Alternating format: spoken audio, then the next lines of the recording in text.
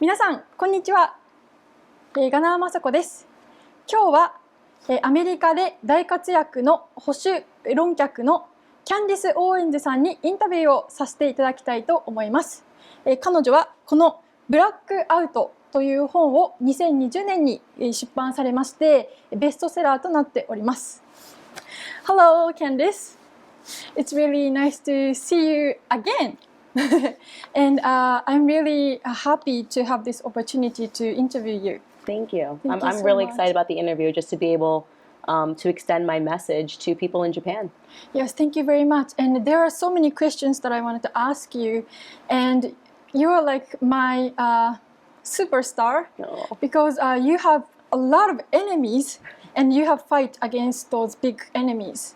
And you have encouraged many people, not only Americans, but also Japanese like me.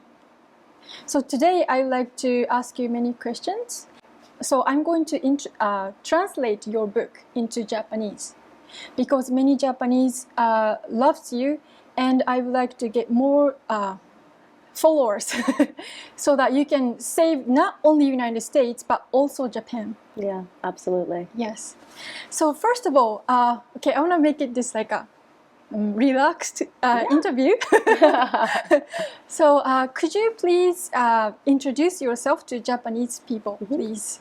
This is very exciting. Hello, everybody in Japan. My name is Candece Owens, and I am the author of Blackout. I'm also considered a conservative commentator in the States, and I also host my own show, which is called Candece. Okay, so actually we met on the street in Washington, D.C. last year. I was here to cover election, and I feel like I saw the history, like I witnessed a history. So you published this book on 2020.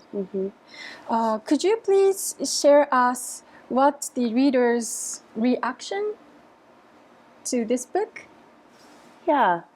So I started writing this book, and it's interesting. I did publish it right before the election because it became really apparent in the States, at least, that the race narrative was very much being drummed up by the mainstream media, and that people were being lied to, not just within America, but the lie of race and the issues that we have in America is something that is being promoted globally. You know, this idea that America is a racist country and Black Americans are fighting to survive just because this country looks the color of your skin and says you're not allowed to get ahead. And that race narrative has been beneficial, least of all to Black Americans, but most of all to the government, which has had an ability to cast some people as enemies. It goes after all of its enemies by smearing them or labeling them as racists. And they've elected themselves into further positions of power. They've been able to grow themselves on this narrative, and they are now even taking control of the school system and poisoning children's minds with this idea that we live in this divisive, backwards society. So when I started catching on to this, I wanted to write a book to tell people the true history, not even just the history, but the true present of what's actually happening in America, so they could understand that they're being lied to. And I read your book, and it was it was amazing, and in so many ways, because you write true history, and you write the correct way to see what is happening in the real world. Yeah. And you're trying to get people out from the brainwashing world. Yeah. And at the same time, actually, I'm very happy that we are same age, right? Yeah. And I was very surprised how women at my age are fighting against those big corporate media or everything, like politicians, everything. And then you truly live your life in how you believe. Right. That's what amazed me. Because people have dream or we learn things that we should supposed to live our life. But you are doing this in front of us. Like you're the proof of what you say, right? So this is like not only the political topic, but also for self-help book. Yeah, I think one of the biggest messages of this book, and I think for people that follow me is how much power, how much self-power comes from relinquishing fear. The entire system, and I'm talking about the ecosystems of governments worldwide, is to make individuals fearful, too fearful to step outside of this matrix, to use a cultural reference, to step outside of a matrix that's created for you. And that starts very early on. You don't realize that you're being prepped and you're being told to live your life a certain way. And you're constantly making decisions out of fear. Particularly for a Black American, it's this fear of, oh, well, you have to vote this way and think this way and do these things because you're Black, right? There's this fear of like white supremacy making a return. And it's a nonsense fear when weighed against the reality of what Black Americans are actually suffering from, which is too much governance. And actually the culprit in terms of everything that Black America has ever suffered from in this country has been because of government. It was government policy, racism. It was government policy to segregate children in school. And yet the government kind of wipes its hands of it and says, no, the problem is this white people that are living today and breathing today. And they're never really held accountable. So I have learned that when you stop doing things out of fear, whether that's going to university because you're so scared, you have no money, but you go, but you've been told your whole life, if you don't go to university, you're going to be a failure, that a confidence arises and your entire life opens up before you. And that has been my experience on a personal level. And I think more and more people are waking up, especially in this era of COVID, which has been the most exasperated global fear campaign, to how true that really is. Yes. And I want to go deep into your book, but it's just a little bit peek in. Yeah. So, okay, I should ask you questions for Japanese audience. This one, for many Japanese, it was very exciting to see the election was very huge problem, and many Japanese people actually got interested in your politics, like in American politics. And many people were, I think, even we don't have right to vote as an American, we are so excited, more than our own election. Yeah. Yes. Because whatever happens in United States will directly affect rest of the world, especially Japan. Right.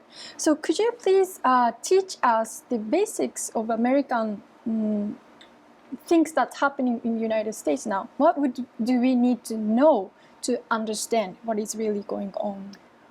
I think what would be a good way of describing it, first and foremost, is that you should not believe anything that you see in the mainstream media. That's right. That is a lie. So there has been some idea that America is this honest and open and transparent nation where no corruption can happen. And in reality, our media functions just like the CCP, right? Just like you would see the media function in China, just to serve a power. They are to say the same things all at once. Actually, what you guys might find to be really interesting that I was actually talking about on my show today is that our CIA, so you're talking about our intelligence agencies, put in place a program called Operation Mockingbird, where they put journalists in the 60s, and this program is still in effect today. It's never been officially canceled, on payroll, billions of dollars to control the message that was going out to the masses. That program has never been ended. So when you see what you're being told about America is very different from what's happening. And I think that the curiosity is coming probably from this place of, how did Donald Trump get elected in America?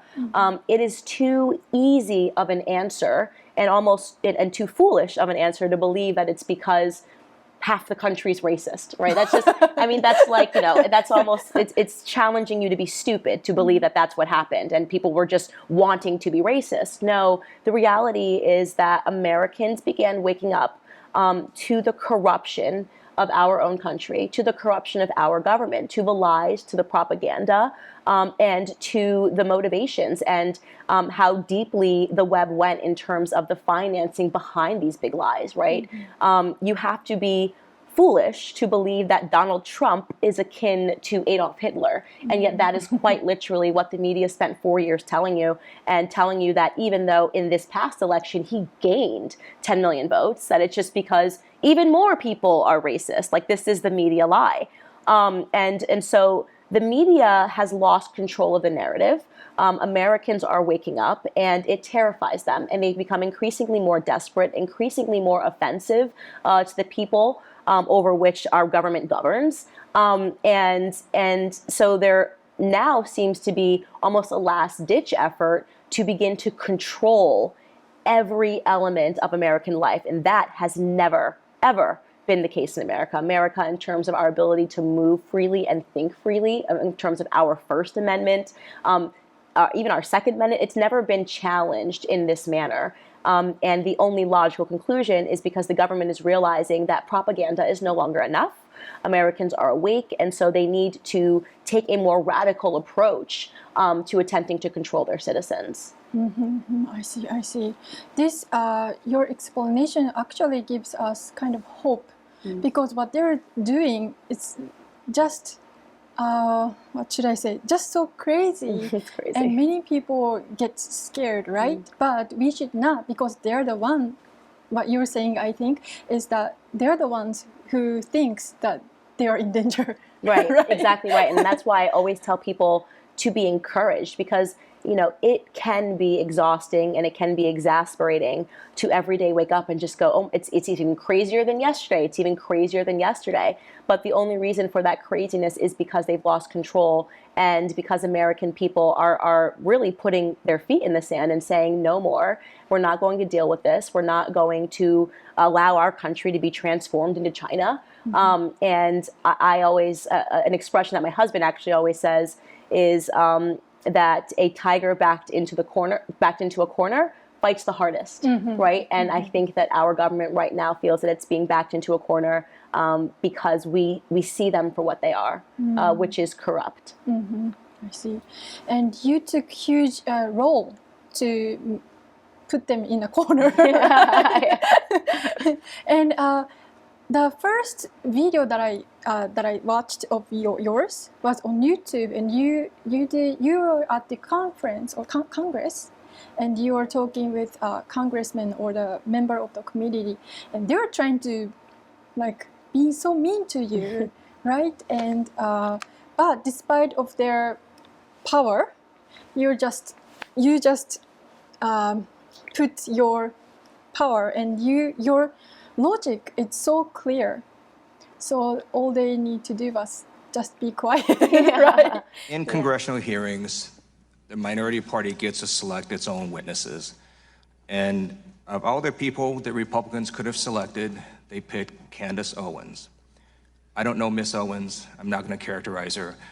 I'm going to let her own words do the talking. So I'm going to play for you the first 30 seconds of a statement she made about Adolf Hitler. I agree. I actually don't have any problems at all with the word nationalism. I think that it gets, the definition gets poisoned by elitists that actually want globalism. Globalism is what I don't want. So when you think about, whenever we say nationalism, the first thing people think about, at least in America, is Hitler. You know, he was a National Socialist, but if Hitler just wanted to make Germany great and have things run well, okay, fine. Problem is that he had dreams outside of Germany. He wanted to globalize. He wanted everybody to be German, everybody to be speaking German. All right, so my first question is to Ms. Hirschenoff. Ms. Owens said, quote, if Hitler just wanted to make Germany great and have things run well, okay, fine. The problem is that he had dreams outside of Germany. So when people try to legitimize Adolf Hitler, does that feed into white nationalist ideology? It does, Mr. Liu. I know that Ms. Owens distanced herself from those comments later, but we expressed great concern over the original comments. Great, thank you. Thank you. Ms. Owens, I'm sorry, we just started recording. Would you like time to respond to that? Yes, I think it's pretty apparent that Mr. Liu believes that black people are stupid and will not pursue the full clip in its entirety. He purposely presented an extracted clip. The witness will suspend for a moment. It is not proper to refer disparagingly or to a member of the committee. The witness will not do that again. Witness may continue. Sure, even though I was called despicable. Witness may not refer to a member of the committee as stupid. I didn't refer to him as stupid. That's not what I said. That's not what I said at all. You didn't listen to what I said. May I continue? Please. As I said, he is assuming that black people will not go pursue the full 2-hour clip. And he purposefully he cut off, and you didn't hear the question that was asked of me. He's trying to present as if I was launching a defense of Hitler in Germany, when in fact, the question that was asked of me was pertaining to whether or not I believed that whether or not I believed in nationalism, and that nationalism was bad. And what I responded to was that I do not believe that we should be characterizing Hitler as a nationalist. He was a homicidal, psychopathic maniac that killed his own people. A nationalist would not kill their own people. That is exactly what I was referring to in the clip, and he purposely wanted to give you a cut-up similar to what they do to Donald Trump to create a different narrative. That was unbelievably dishonest, and he did not allow me to respond to it, which is worrisome and should tell you a lot about where people are today in terms of trying to drum up narratives.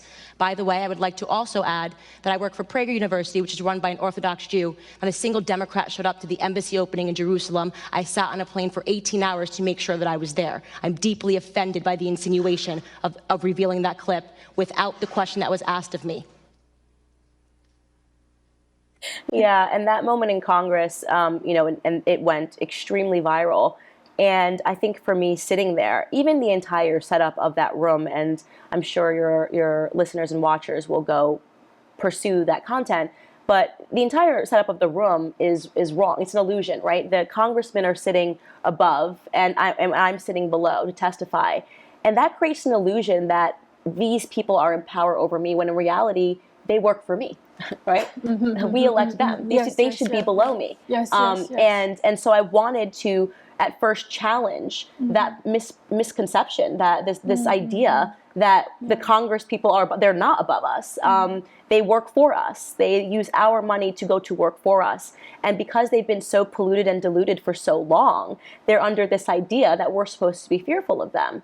And so, yes, there was an open attempt to smear me and to libel me insanely as somebody who supports Hitler and mass murderers. Again, the desperation of trying to say, like, any black person would be supporting a white supremacist, or it just doesn't even make any sense, right? But they're that desperate because they don't want people listening to the truth, that they will extend that lie beyond an actual white person. Now, if a black person says something that's true, they are willing to say, this person's a white supremacist, which again shows how foolish they are. Yes. I wonder if they don't see themselves in the mirror. They should, right? Yeah. We have same radical leftists in Japan too. Really? They do the same. They use same tactics, and I think it's working very well. And what attracts me the most is that this American movement is that actually people are fighting against those things. But in Japan, sadly, I need to do this, but we are already cooked, like in a boiling water things. So one of the reasons why I decided to go to United States and cover those things are to wake Japanese people up.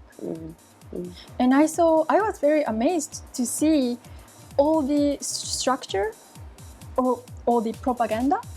They are all the same.